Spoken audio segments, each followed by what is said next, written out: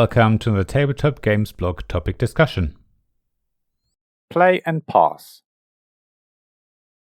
Many of us have taken to playing online when the pandemic started to take hold and moved regular games nights into the digital world. I've written about different online board game platforms and their pros and cons in previous articles, and you can find out which games I personally play online. But this time I want to focus on so-called play and pass games, where you don't play a game with others at the same time, but everyone takes a turn when they have time and log off again. It's a bit like old-school poster games, but with a digital twist. We all know how to play games with someone in real time. That's what we do when we meet up and play a board game face-to-face. It's what many of us have also done online, when we were no longer able to get together in person. When you play real time, you take your turn and then pass to the next player, who takes their turn and then pass to the next, and so on. As I say, it's what we used to. That way you usually play a game in one night or in a day. Some longer games you may split over several days, leaving everything set up or using some sort of save procedure where you pack everything away in a certain way, so it's easy to set up again the next time you all get together to continue the game. It's also what you might be used to from campaign games, for example. The important part of real-time gaming is that you're all there together, either physically or virtually, or maybe even a combination of both, I suppose.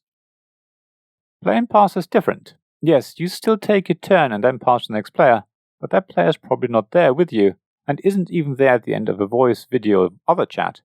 The other player may be in bed, and they will take their turn when they have time again to do so. The benefit of this mode of playing is that you don't have to arrange a day and time for everyone to be available. Everyone plays when they have time and inclination to do so. Chances are that you will have agreed on a maximum time between turns, at least roughly, say for example 1 turn a day. That way you will roughly know how long the game is going to take, and if players take their turns more frequently, then that's great. That's how postal games used to be played. Chess is famous for this. Players would make their move, write it on a postcard or in a letter, and then send it to the other player. As soon as they received the post, they would execute the move of the first player on their board, and then take their turn, again posting their move to the opponent. You would go backwards and forwards until the end of the game. Players would usually agree that every move would be sent within a week, for example, so there was a reasonable limit to how long the game would take overall. Taking this into the digital age, there are many online gaming platforms that allow for play and pass games. These platforms either leave it up to players to decide what the time frame for turns is, or they will enforce a certain timeout, say 1 turn every 24 hours, and anyone who takes longer will forfeit the game. That's not always possible, of course, but it's an option for some games. Some digital games replace players with AI opponents if their time has run out.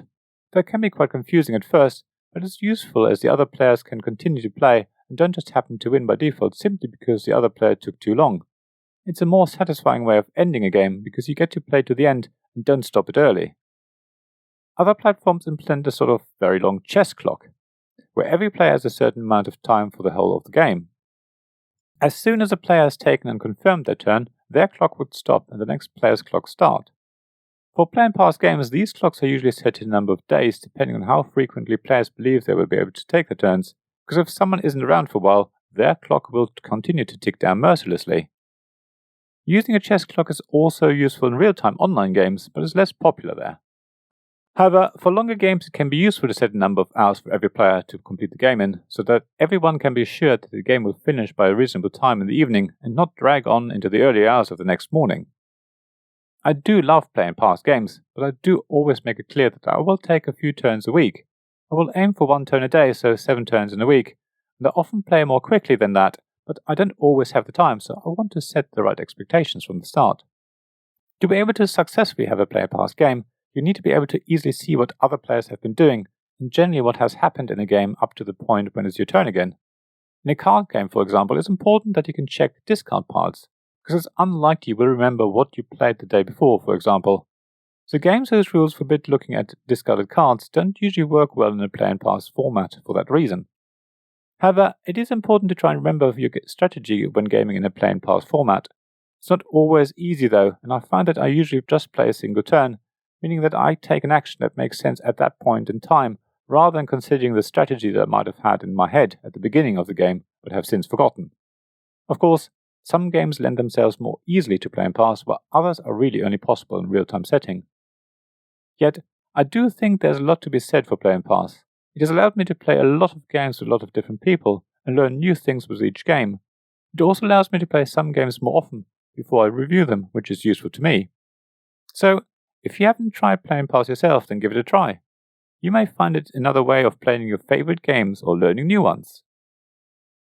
Thank you for listening to this Tabletop Games blog topic discussion podcast. Please check the description below for links mentioned in this episode, as well as to the written version of this article on the blog.